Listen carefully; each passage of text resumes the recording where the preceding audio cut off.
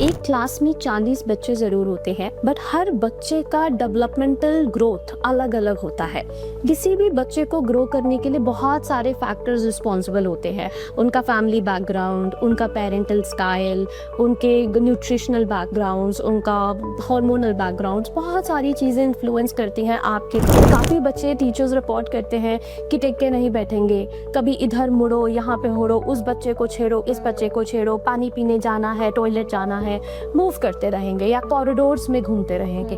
ये बहुत बेसिक चीज़ें होती हैं जो अगर आप किसी टीचर से इंटरैक्ट करेंगे तो they will very commonly talk to you about. ये अक्सर मिस्चीवियसनेस, नोटोरियसनेस में कवर हो जाता है कि ये बच्चा बदमाश है, ये तो बदमाशी करता है, इसको पनिश करके और स्ट्रिक्टली होल्ड आउट करो।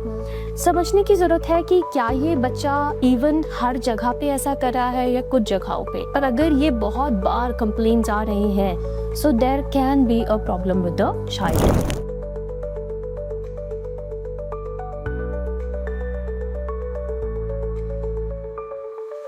Hello ma'am, please introduce yourself to our audience. Thank you. Hi, my name is Chakshita. I'm a clinical psychologist and I practice in Faridabad at Metro Hospital in Faridabad and Red Cross Hospital in Faridabad, along with my own clinic, which is at Mindspace, again in Sector 16. So thanks for having me. Welcome ma'am. Let's start with basics. हमारे लिए भी हमारी audience के लिए भी कि what is the exact difference between a psychologist and a psychiatrist? Okay. So psychiatrist, you can understand कि वो डॉक्टर्स हैं जो आ रहे हैं from the MBBS background and वो मेंटल हेल्थ डिसऑर्डर्स को ट्रीट करते हैं but using medicines. Okay. Psychologist on the other hand background से आते हैं which is not medical, right. उसके लिए आपको MBBS डिग्रीज नहीं करनी होती हैं एंड वो आपके इन्हीं मेंटल हेल्थ डिसऑर्डर्स में ही डील करते हैं। सो टेक्निकली साइकाट्रिस्ट, साइकोलॉजिस्ट दोनों सेम डिसऑर्डर्स डील कर रहे हैं, बस तरीके अलग अलग हैं। वो मेडिसिन से डील करते हैं, हम थेरेपीज से डील करते हैं। तो अब यहाँ पे जनरली लोगों का क्वेश्चन होता है which is better, Exactly. Right. So it's not like a competition और इट्स नॉट लाइक कि ये अच्छा रहेगा या ये अच्छा रहेगा और ये पेशेंट चूज करे। नो, सारे मेंटल हेल्थ डिसऑर्डर्स के लिए दोनों ज़रूरी होते हैं। सो अगर किसी बच्चे को लेट्स सपोज कंसंट्रेशन इश्यूज है या लर्निंग इश्यूज है, हो सकता है हम उसके लिए उनको मेडिसिन भी दें और थेरेपीज भी दें या आइदर जो भी चलेगा, बट वो उनका डॉक्टर डिसाइड करता है, not the patient themselves, right. Thank you ma'am. तो मैम आजकल हम देख रहे हैं कि जो ग्रोथ चैलेंजेस में पेरेंट्स डील कर रहे हैं, जैसे फॉर एग्जांपल अगर मेरा बच्चा है वो नर्सरी सेक्शन में है and there are like 40 students in the class, पर उनमें से एक बच्चा होगा जिसको पेंसिल होल्ड नहीं करनी आ रही, एक बच्चा होगा जो अपनी लैंग्वेज में भी फ्लुएंट है, वो पेंसिल भी होल्ड कर पा रहा है, एक बच्चा होगा who is still struggling with formation of words and trying to frame a sentence. जबकि पहले भी ऐसे था या अभी ऐसे हुआ है या अभी इसके बारे में अवेयरनेस बढ़ गई है? Very good question. फ्रैंकली एक क्लास में 40 बच्चे ज़रूर होते हैं, बट हर बच्चे का डेवलपमेंटल ग्रोथ अलग अलग होता है। किसी भी बच्चे को ग्रो करने के लिए बहुत सारे फैक्टर्स रिस्पॉन्सिबल होते हैं। उनका फैमिली बैकग्राउंड, उनका पेरेंटल स्टाइल, उनके न्यूट्रिशनल बैकग्राउंड्स, उनका हार्मोनल बैकग्राउंड्स, बहुत सारी चीज़ें इन्फ्लुएंस करती हैं आपके ग्रोथ को। जैसे आपने कहा कि कुछ बच्चे हैं जो पेंसिल होल्ड करने में डिफिकल्टीज फेस कर रहे हैं और कुछ है जो बहुत स्मूथली वर्ड्स लिख रहे हैं। ये डिपेंड करता है, हम इसमें बच्चों को कंपेयर नहीं कर सकते कि देखो आपका फ्रेंड ये करता है और आप तो बिल्कुल नहीं कर पाते हो। दिस इज क्लियरली बच्चे के सेल्फ कॉन्फिडेंस को नीचे खींचेगा। So rather we compare to their age, right, कि इस एज के बच्चे से हम क्या एक्सपेक्ट करते हैं। जैसे बोलते हैं डेवलपमेंटल माइलस्टोन्स, कि जैसे आप 1 साल के बच्चे से एक्सपेक्ट करोगे कि वो अपने दोनों पैरों पे बराबर चल सके किसी सपोर्ट के बिना। अगर 1 से 1.5 साल तक भी आपका बच्चा ये नहीं कर पा रहा है, या लेट्स सपोज 2 से 2.5 साल तक का आपका बच्चा बोल नहीं पा रहा है, सिंपलर वर्ड्स लाइक मम्मा, पापा, खाना दे दो, रोटी दे दो, नहीं बोल पा रहा है, तो ये रिफ्लेक्ट करता है कि किसी ना किसी तरीके का डेवलपमेंटल डिले आ रहा है। एंड इसके लिए बेस्ट एडवाइस ये होगा कि आप अपने नियर बाय किसी साइकोलॉजिस्ट को जाके एक बार बच्चे का नॉर्मल सा जांच करवाएं। Okay. जनरली पेरेंट्स इस चीज़ के लिए बहुत ही ज़्यादा एग्जैक्टली डर जाते हैं एग्जैक्टली कि मेरा बच्चा तो नॉर्मल है, मैं उसको डॉक्टर के पास, वो भी एक साइकेट्रिस्ट के पास क्यों लेके जाऊं? एंड वहाँ पे हमारा मेंटल हेल्थ स्टिग्मा भी इनसे आता है कि अगर नहीं नहीं ऐसा भी कुछ नहीं हुआ, हाँ फिर सीख जाएगा। सीख जाएगा, अरे ये हमारा बच्चा क्या पागल है, हाँ। अब उसे अस्पताल ही लेके जा रहे हैं, वो लिखना ही तो नहीं आता है। ऐसा कर करके कितनी बार पेरेंट्स बच्चे के एकेडमिक इश्यूज जैसे लिखना, लेटर्स उल्टे कर देता है, पी को क्यू करता है, क्यू को पी कर देता है, बी को डी लिख देता है, डी को बी लिख देता है, तारे जमीन पर क्लियरली पोर्ट्रेट दिस डिजीज। कि कैसी बहुत बेसिक लेवल पे जो बच्चों को इश्यूज आते हैं, बस हम उस स्टिग्मा से डर कर, जो कि एक्चुअल में ट्रू नहीं। अगर आप अपने बच्चे को एक साइकोलॉजिस्ट के पास एक मामूली सी जांच के लिए लेके जा रहे हैं तो ज़रूरी नहीं है कि आपका बच्चा अब पागल है या उस पे अब कोई एक टैग लग गया है, लेबल लग गया है कि आप एक मेंटल हेल्थ डिसऑर्डर से सफ़र करते हैं। नो, एंड वो टेस्ट भी कोई बहुत डरावने नहीं होते। वी आर नॉट डूइंग कोई ब्लड टेस्ट है, हम कोई ब्रेन स्कैन्स कर रहे हैं, कोई MRI CT स्कैन हो रहा है। No, it's a very normal question है जिससे हम आपका simple IQ test and some psychological test करके समझ जाते हैं कि बच्चे की फंक्शनिंग में, डेवलपमेंट में कहीं डिले है या इट इज़ जस्ट कि इस बच्चे को थोड़ा एक्स्ट्रा मोटिवेशन, एक्स्ट्रा सपोर्ट की ज़रूरत है। अगर एक्स्ट्रा मोटिवेशन और सपोर्ट की ज़रूरत है देन आई थिंक इन्वायरमेंट में वो चेंजेस वुड बी इनफ। अगर डेवलपमेंटल डिले है देन हमें उस बच्चे को कुछ ट्रीटमेंट मॉड्यूल पे डालने की ज़रूरत है। बट ये हम तभी डिसाइड कर पाएंगे जब आप अपने स्टिग्मा से बाहर निकलकर हमारे तक आएंगे सर, बात कर पाएंगे। जी जी, सो एक बेसिकली कोलैबोरेटिव एनवायरनमेंट बिल्ड करना पड़ेगा बिटवीन जो बच्चा है उसमें, जो पेरेंट्स है उसमें एंड द डॉक्टर, बिकॉज तभी हम इस चीज़ों से कोप अप कर पाएंगे, राइट?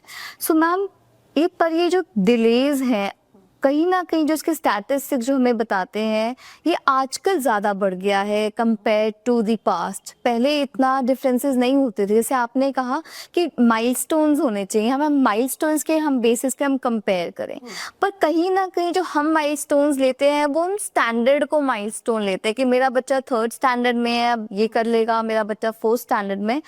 तो कहीं ना कहीं जो बच्चे एक साथ बैठ रहे हैं हम उनसे एक्सपेक्ट करते हैं कि ये सब एक जैसा परफॉर्म कर रहे होंगे, राइट? वो एक जैसा पढ़ पाएंगे, एक जैसा लिख पाएंगे, एक जैसा कंसंट्रेट कर पाएंगे।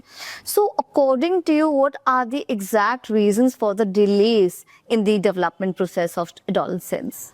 फर्स्ट ऑफ ऑल, क्या ये डेवलपमेंटल डिलेज अब ज़्यादा होते हैं और पहले हमारे ज़माने में तो नहीं थे? Kind of philosophy I would say no, it's more like कि बीमारियां कुछ ऐसा नहीं होते कि 10-20 सालों में जनरेट होती है।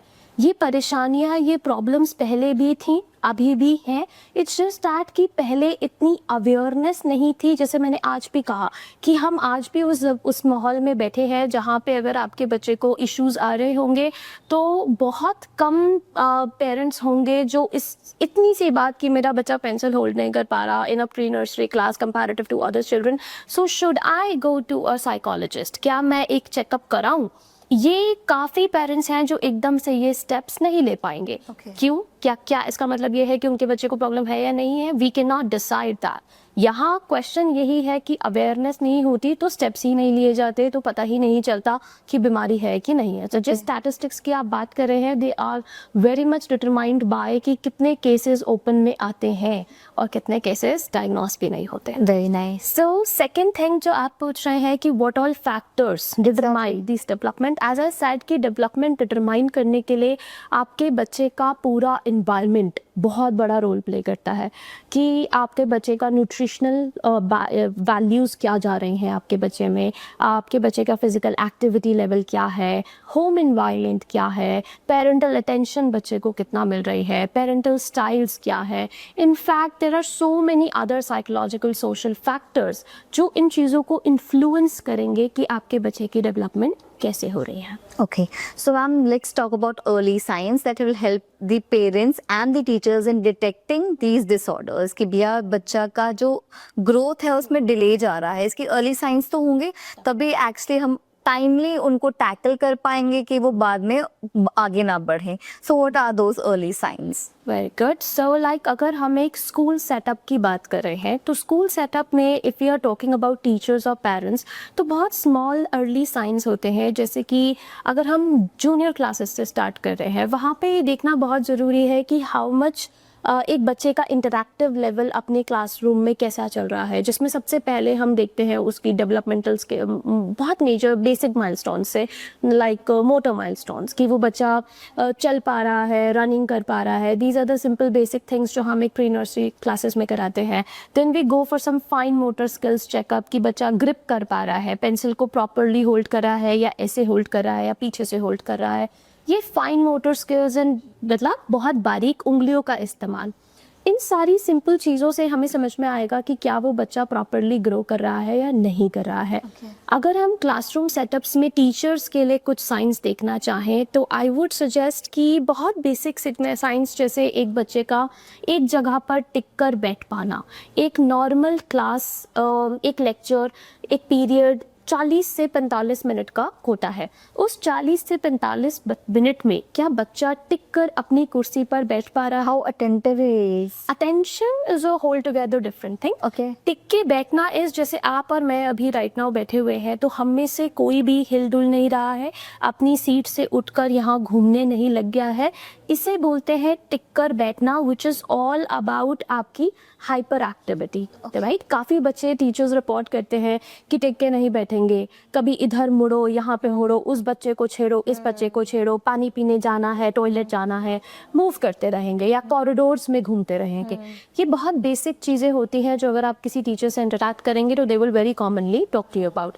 ये अक्सर मिस्चीवियसनेस, नोटोरियसनेस में कवर हो जाता है कि ये बच्चा बदमाश है, ये तो बदमाशी करता है, इसको पनिश करके और स्ट्रिक्टली होल्ड आउट करो. समझने की ज़रूरत है कि क्या ये बच्चा इवन हर जगह पे ऐसा कर रहा है या कुछ जगहों पे. पर अगर ये बहुत बार कंप्लेंट्स आ रही हैं so there can be a problem with the child. आपने कहा अटेंशन कुड बी कि क्या बच्चा चाहकर भी अपनी नोटबुक में ध्यान नहीं दे पा रहा है. We are not just talking about difficult subjects कि मुझे मैथ्स नहीं पसंद तो क्लियरली मैं मैथ्स में ध्यान नहीं दे पा रहा हूँ. क्या उसके अलावा जो दूसरे सब्जेक्ट्स होते हैं जो मेरे पसंदीदा हैं, जिनमें मैं ध्यान देना चाहता हूँ, क्या मैं उनमें ध्यान दे पा रहा हूँ? एंड पढ़ाई को भी अगर हम साथ में रखें, अगर एक बच्चा खेल रहा है, काफ़ी बच्चे पेरेंट्स देखते हैं टीवी देख रहे हैं, टीवी देखते देखते भी हिल डुल रहे हैं, सोफे पे कूदेंगे, यहीं पे छलांग मार रहे होंगे, तो वो बच्चा अपना पसंद का काम कर रहा है, टीवी देखना, उसमें भी वो अटेंशन मेंटेन नहीं कर पा रहा है. अब बच्चा एक गेम खेल रहा है तो थोड़ा सा वहाँ खेला, छोड़ दिया, दूसरे पे आ गया, उसको भी छोड़ दिया, तीसरा गेम स्टार्ट किया, उसको भी छोड़ दिया, कुछ भी कंप्लीट नहीं, कुछ भी एंगेजिंग नहीं लग रहा. इंगेजिंग नहीं लग रहा या वो ज़्यादा टाइम अटेंशन होल्ड नहीं कर पा रहा. आम तौर पे हम इन चीज़ों को इंटरेस्ट नहीं आता इसका मन नहीं करता, ये तो मोटिवेटेड नहीं है, ये कहकर इन्हें कवर अप कर देते हैं. समटाइम्स यस, सिंपल बात इंटरेस्ट एंड मोटिवेशन की भी हो सकती है, बट हम यहाँ बात कर but if it prevails for longer time period and for everything. Yes, very important. हर जगह पे हो रहा है, सिर्फ पढ़ाई में नहीं हो रहा है, बच्चे के खेल कूद में, बच्चे के पसंदीदा चीज़ों में भी हो रहा है. वो ब्रश भी कर रहा है तो उसके साथ में भी उसे कुछ और चाहिए ही, बैठे बैठे कुछ हिलाने डुलाने के लिए, कुछ खेलने कूदने के लिए चाहिए. सो यहाँ हम रिफ्लेक्ट कर सकते हैं कि कुछ attention related, hyper activity related issues है. बहुत अदर कॉमन साइंस ये भी होते हैं कि एकेडमिक्स में, जैसे कि teachers can very well look for it कि एक बच्चा बोर्ड से प्रॉपरली कॉपी कर पा रहा है कि नहीं. कुछ बच्चों की स्पीड बहुत ज़्यादा स्लो होती कि वो एक पैराग्राफ को जितने में दूसरा बच्चा पेज भर देगा, सिर्फ एक पैराग्राफ कंप्लीट हुआ है. तो इन बच्चों के साथ इश्यूज क्या है कि मैम बोर्ड पे लिख रही थी, मैम ने बोर्ड ही इरेज कर दिया, मेरा रह गया. यस. इसके अलावा बहुत नॉर्मल चीज़ें होती हैं, जैसे बच्चों की राइटिंग पुअर होती है. राइटिंग पुअर होना एक चीज़ है, लाइन पे ना लिख पाना, लेटर्स ही ढंग से फॉर्म ना कर पाना, या लेटर्स में कंफ्यूज हो जाना.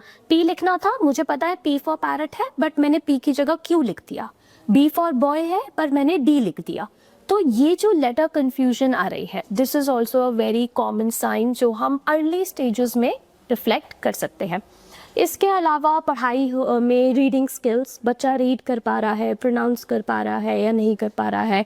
आजकल हम बहुत ज़्यादा डिफ़िकल्टी देखते हैं not with English language but with Hindi language, कि हिंदी में बच्चे को प्रोनाउंसिएशन नहीं क्लियर हो रही है या वो वर्ड नहीं बोल पा रहा है। So these are very many early signs जिनको हम जितना जल्दी डिटेक्ट कर पाएंगे उतना बेटर सपोर्ट हम बच्चे को दे पाएंगे, क्योंकि जब ये सपोर्ट नहीं मिलता है तो बच्चा सिर्फ और सिर्फ पनिशमेंट बेयर कर रहा है। Exactly, because we label them as this student is faster and this is slower student. ये बहुत अच्छा है पढ़ाई में, ये बच्चा पढ़ाई में उतना अच्छा नहीं है, क्योंकि वो एक स्पेशलाइज्ड क्लासरूम्स में नहीं बैठ रहे हैं, वो एक ही क्लासरूम में बैठ रहे हैं। तो जो डिफरेंसेस हैं वो कहीं ना कहीं हम एक उनके एबिलिटीज पे आ जाते हैं कि वो इतना एबल ही नहीं है कि वो फास्टर लिख पाए, वो बच्चा एबल है, वो लिख पा रहा है। लेबलिंग करना, exactly. ये सब बच्चे के लिए एक सपोर्टिव एनवायरनमेंट क्रिएट नहीं कर रहा है। ज़्यादा वो बच्चा ऑलरेडी स्ट्रगल कर रहा है due to some internal issues, हम एनवायरनमेंट भी उसका अनकंजीनियल बना रहे हैं। Exactly. तो इन सब चीज़ों में प्रॉब्लम्स उस बच्चे के लिए और ज़्यादा बढ़ेंगी। Okay so ma'am, you talked about therapy sessions कि आप जो साइकोलॉजिस्ट्स होते हैं वो थेरेपी सेशंस प्रोवाइड करते हैं, पर अगर हम कॉस्टिंग के बारे में बात करें, जो कॉस्टिंग है इन थेरेपी सेशंस की वो बहुत ह्यूज है, वो हम पर आवर की बेसिस पे चार्ज करते हैं, राइट? तो कहीं ना कहीं उन फैमिलीज के लिए जो इन कॉस्ट को बेयर नहीं कर सकते, because every family can't afford कि वो हर आर के लिए चार्जेस दे, तो उन फैमिलीज के लिए, उन पेरेंट्स के लिए आपके हिसाब से क्या स्ट्रैटेजीज हैं कि वो अपनाएं? For example, I have a child जो अच्छे से पेंसिल नहीं होल्ड कर पा रहा या वो क्लास में कंसंट्रेट नहीं कर पा रहा और मैं थेरेपी सेशंस अफोर्ड नहीं कर सकती, तो मैं क्या कर सकती हूँ उस केस में? Very good. I think this is also very big of a myth जो इंडिया में हम फेस करते हैं, that therapy sessions are expensive. Look around, आप अपने बच्चे के एक्स्ट्रा करिकुलर्स में या फिर अपने बच्चे के बहुत सारी अलग चीज़ों पे जब मनी स्पेंड करते हैं, therapies are not expensive to be honest. It's more like it's considered कि इतना इम्पोर्टेंट नहीं है, इसलिए हम उसमें नहीं देते। सेकेंड, और not all sessions with the psychologist are like hourly charged. Basically आपके कुछ असेसमेंट्स, जैसे अभी हम बात कर रहे थे कि अगर आपको अर्ली साइंस दिखते हैं तो आप अपने किसी नियर बाय साइकोलॉजिस्ट के पास जाकर बच्चे की एक जांच करवाएं, सिंपल असेसमेंट कराएं। Those are not the one जिसको हम आर्ली बेसिस चार्ज करते हैं, वो असेसमेंट चार्जेस होते हैं, चाहे आप उसमें कितने भी सेशंस लें। So there are lot of difference यहाँ पर भी होता है। Then therapy sessions are not something which are hourly charged. Therapy sessions are somewhere between which is 45 to 60 minutes का एक सेशन टाइम होता है, डेफिनेटली होता है, बट अगेन उसका भी जो चार्जेस है दे आर लाइक कंसिडर्ड कि वो बहुत एक्सपेंसिव है। पर अगर हम अपने लाइफस्टाइल पैटर्न्स में एक्सपेंडिचर को देखें, if we can afford for these many subscriptions, if we can afford for every weekend junk parties or going for a movie, then I think investing in your health or investing in the junk is always a choice. But even for that, अगर कुछ लोगों को ये चीज़ें बहुत expensive फिर भी लग रहे हैं and their pocket can actually not afford, then we have some government setups also. वहाँ पर भी साइकोलॉजिस्ट है and under very nominal charges you can go there and you can take the facilities. Even then अगर हम एक mother की बात करें, उसको भी अपने घर पे सपोर्ट देना है अपने बच्चे को, राइट? अगर मैं अपने बच्चे को आपके पास एक साइकोलॉजिस्ट के पास ले गई एंड आपने उसको थोड़ी देर के लिए 45-50 मिनट्स के लिए उसके ऊपर ध्यान दिया और कोशिश करी कि भैया वो बोलना सीख जाए या वो पेंसिल होल्ड करना सीख जाए, तो अगर मैं घर पे वो चीज़ें करना चाहती हूँ, आप वो एक्टिविटीज़ बताएं। Frankly speaking, what you are talking about is more like बोलना सीख जाए is like a speech therapy. Yes. अगर वो hold pencil करना सीख जाए या उसकी gross movements पे हम काम कर रहे हैं, those are occupational therapies. There are different kinds of therapies and no, उनका paradigm ऐसे नहीं चलता है session wise. Again, a very big of a myth. And yes, इसमें हम कुछ parental based home management ही अफोर्ड करते हैं। जैसे कुछ पेरेंट्स के लिए रीचेबल ही नहीं है, कुछ जगहों पे लोकेलिटीज़ में अगर स्पीच थेरेपिस्ट आपको नहीं मिल रहा है, आप हर रोज़ 1 घंटे के सेशन के लिए 2.5 घंटा ट्रैवल नहीं कर सकते हैं। So there are of course some home based management as well. जैसे कि हम छोटे बच्चों के साथ अक्सर पेरेंट्स को नॉर्मली भी, even if your child is not suffering from anything, we ask कि आप अपने बच्चे से बात करें, जितना ज़्यादा हो सकता है बात करें, पेरेंट्स यूजुअली सोचते हैं कि मैम ये तो 6 महीने का है, 8 महीने का है, 1 साल का है, अभी तो ये क्या ही बोलता होगा। स्टिल वी से कि उनसे बात करिए, इवन अगर वो रिस्पॉन्स ऑफ कोर्स नहीं देंगे, फिर भी आप उनसे बात करें, और ऐसे नहीं जैसे आप और मैं बात कर रहे हैं, इनंसिएट कर करके आप उनसे बात करें, क्योंकि बच्चा आपकी लिप्स पढ़ता है, बच्चा आपके फेशियल एक्सप्रेशंस पड़ता है, तो उसमें जितना गौर से आप बोलेंगे, जितना प्रेशराइज करके, जैसे राइट नाउ अगर मुझे बच्चे से बात करनी है, मैं इस speed day for dog, yes and expressions के साथ एनंसिएट करके उन सिंपलर वर्ड्स पे अगर हम बात करते हैं, तो ये बच्चे के लिए बहुत हेल्पफुल है। इनफैक्ट बहुत पेरेंट्स जो 2 to 3 इयर्स तक की एज के मदर्स हैं, 2-3 इयर्स के बच्चे की मदर्स हैं, उनको हम अक्सर कहते हैं कि start talking to your child, जितना कर सकते हैं। In fact day to day activities में कन्वर्स करिए। अच्छा, अब हम क्या करने वाले हैं, हम शर्ट पहनेंगे, अब ये पहला बटन बंद किया, अब इसके बाद हम क्या करेंगे। दिस वे जब आप बच्चे से बात करते हैं, आप बच्चों के लिए एक टास्क क्रिएट कर लेते हैं, इंटरेस्टिंग बना रहे हैं उस पूरी एक्टिविटी को, Exactly. एंड बच्चे को अब आपको बिना बोले समझ में आएगा कि इसे शर्ट कहते हैं, इसे बटन कहते हैं। वो बच्चा आपसे ही ऐसे ऐसे करके सीखेगा, end of course pronunciation by seeing your lip reading. ये सिंपल एक चीज़ें हैं जो आप घर में प्रैक्टिस कर सकते हैं। अगर आपका बच्चा लिखने में परेशानी कर रहा है या उसको वहाँ समझ में नहीं आता, then there are very basic home exercises जो आप कर सकते हैं। Do not start with pen and pencil, start with some grace, start with clay, start with some balls, start with white board. कुछ भी फन एंड इंटरेस्टिंग बनाने की बहुत ज़्यादा उन चीज़ों को ज़रूरत है। जहाँ पे आप वहाँ से स्टार्ट करेंगे, बच्चा आराम से आपके लिए लिखना मोड पे आ जाएगा। Very nice ma'am. मैम आप एक बात बताइए कि ये बहुत सारे साइंटिफिक नेम्स हैं इन सब चीज़ों के लिए, राइट? कि ADHD मेरा बच्चा बहुत हाइपर एक्टिव है, एंड देन ऑटिज्म कि मेरा बच्चा कंसंट्रेट नहीं कर पाता, वो चीज़ों को घुमाता रहता है एक ही लाइन में पैट, वो नॉर्मल बच्चों के जैसे नहीं खेलता, वो सारे व्हीकल्स को एक फॉर्मेट में लगा के उनके व्हीकल्स घुमा रहा है, टायर्स घुमाता रहता है।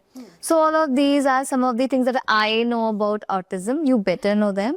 सो हम ये साइंटिफिक नेम्स बताइए, और मुझे प्लीज बताइए कि ये सब एक ऑटिज्म इन सब डिसऑर्डर्स के एक अम्ब्रेला है, right? Autism comes above them. No, no, it's not like that. It's more like कि you're very right कि ये एक umbrella term होता है. Yes. Umbrella term you can call it as neurodevelopmental disorders. Okay. जिनके अंदर, जैसे हम नाम से ही समझ सकते हैं, बच्चों की डेवलपमेंट में होने वाली प्रॉब्लम्स से निकले हुए डिसऑर्डर्स। Okay. राइट? सो उसमें एक है आपका autism spectrum disorder. Okay. Neuro developmental disorders में पहला Okay. Autism spectrum disorder, second specific learning disability, जिसको बहुत commonly thanks to movies and Bollywood हम आजकल डिसलेक्सिया, डिसकैलकुलिया, डिस्ग्राफिया के नाम में भी जानते हैं, but this is the technical और you can say medical name of the disorder. Okay. Third जो बहुत कॉमनली यूज्ड है आजकल, ADHD, Yes. Attention deficit hyper activity disorder. Yes, उसी का एक लक्षण होता है हाइपर एक्टिविटी, Yes. की अटेंशन, इनअटेंशन, इन कंसंट्रेशन। जैसे अभी आपने जो एग्जाम्पल दिया था कि बच्चा इधर उधर जा रहा है, बैठ नहीं पा रहा है, ये एक बहुत कॉमन लक्षण है ADHD, attention deficit hyper activity disorder. इसके अलावा स्पीच डिसऑर्डर्स, और कम्युनिकेशन। सबसे मैंने एक और चीज देखी है, अगर मेरे बच्चे को ADHD है ना, तो कोई भी देखेगा इसको ऑटिज्म है। Autism I think is the most commonly used for all of these disorders. I would say कि these are some again mispronunciation of disorders. Because of lack of awareness, क्योंकि सबको नहीं पता कि अम्ब्रेला के अंदर कौन सी टर्म्स आती है, और सब ऑटिज्म में नहीं है, Yes. कोई ADHD And में। I would suggest कि एक बच्चे को एक उसकी टीचर या उसकी मदर ये लेबल करे, ऑटिस्टिक जैसे बिहेव मत करो, ADHD की तरह मत करो, से बहुत ज़्यादा बेहतर है कि आप बच्चे को स्टिग्मा में खुद पुट करें। से बहुत बेहतर है कि आप एक प्रोफेशनल के पास जाके जांच करवाइए, खुद भी निश्चिंत होइए कि आपके बच्चे को ऐसी कोई बीमारी है या नहीं है। और अगर बीमारी नहीं है तो क्यों आपका बच्चा टेंशन में या हाइपर एक्टिविटी कर रहा है, तो उसके लिए क्या इलाज हो सकता है। क्योंकि ज़रूरी नहीं है कि आपके बच्चे को या तो बीमारी ही हो बीमारी नहीं है तो it can be a normal issue also. There are very normal things जो as a parent and as a child you can do at home to cure it. Basic goal है कि बच्चे को वो मदद मिले जिसकी उसको ज़रूरत है. Okay ma'am. मैम जो ये सारे डिसऑर्डर्स हैं या जो ये डिलेज आते हैं ग्रोथ में, can only occur in the early stage of development of children या ये लेटर स्टेजेस में भी पाए जाते हैं? When we talk about neuro developmental disorders, ये मेजॉरिटी आपके 0 to 18 में बाहर दिख जाते हैं, डायग्नोस हो जाते हैं. 0 to 18 में? Yes. अगर मैं 12 इयर्स तक, फॉर एग्जांपल मेरे 12 इयर्स का बच्चा है, मैं वो बच्चा तब तक कंसंट्रेट कर पा रहा है पढ़ाई में, ऐसा हो सकता है कि 13 में वो कंसंट्रेट ना कर पाए? There are like different disorders have different symptomology. Okay, so अगर हम बात करें कि क्या ये disorders as we said 0 to 18 में diagnose हो जाते हैं, तो yes normal है कि 6, 7, 12, 13 पे diagnose हो जाए. उससे पहले नहीं था, अब है, वो हो सकता है. बट क्या एक बच्चा जिसको 0 to 18 कभी कोई इश्यू नहीं था, अब उसे 19, 20 में ये disorders diagnose हो सकते हैं? फ्रैंकली स्पीकिंग रेयर चांसेस है, बट यस. बट उसमें भी ऐसा नहीं होता है कि 0 to 18 की लाइफ में उनको कभी वो सिम्टम्स रहे नहीं.